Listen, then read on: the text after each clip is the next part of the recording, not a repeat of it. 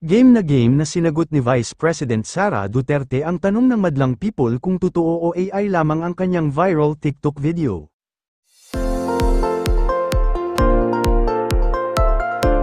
Marami kasing naaliw at napawaw na netizens sa kumalat na dance moves ng kontrobersyal na vice-presidente sa social media na inakala ng marami na isang AI lamang. Pero sa isang panayam, diretsahang kinumpirma ni VP Sara, na totoong siya talaga ang sumasayaw sa nag-viral na TikTok video. The moves matapos siyang pakiusapan ng isang kakilalang content creator na tulungan siyang i-promote ang kanyang TikTok account sa pamamagitan ng pagsasayaw. Totoo yun, hindi AI yung TikTok video ako yun, 3 videos yan, sabi ni Duterte. Sabi ng kasama ko, content creator na ako, pwede mo bang tulungan yung account ko, sabi pa niya. Dagdag pa niya, hindi ko alam kung paano kumita, pero sinabi niya, pwede mo ba akong tulungan, i-promote mo yung account ko.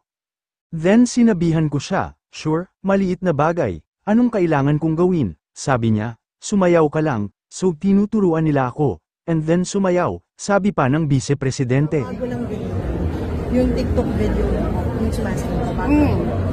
Totoo yun, ni AI yung TikTok video Kailan yun? Ako yun. 3 videos yan. Sabi nung kasama ko, sabi niya, content creator na ako. Sabi niya, pwede mo bang tulungan yung account ko? Oo. Well, hindi ko alam kung paano kumita, pero sinabi niya, content creator ako, kasama namin yun. Pwede mo ba ako tulungan? Sabi niya, i-promote mo yung account ko. Sinabihan ko siya, ano kailangan ko gawin? Sure, sabi ko, maliit na bagay. Anong kailangan ko gawin? Sabi niya, sumayaw ka lang. So, tinuruan nila ako.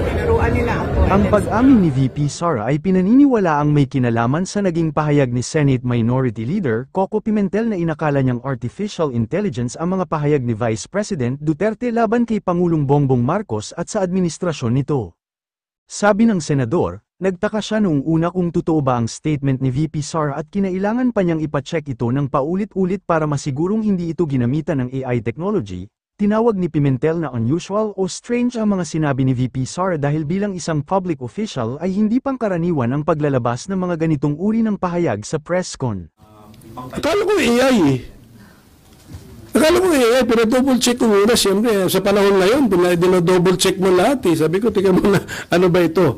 Totoong nangyari or ginamitan na ng mga artificial intelligence technology? So yun ang una kong reaction, just to be, bago ka talaga tunay na mag-react sa something na nakikita mo online, ipapa-double check mo na kung totoo nangyari o hindi.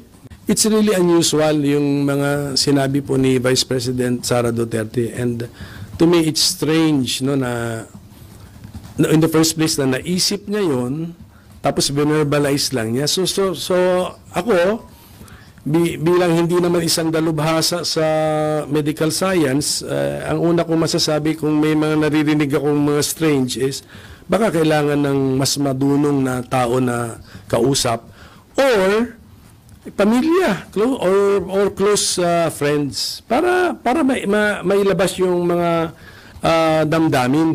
Hindi mo ilalabas yun sa formal press conference.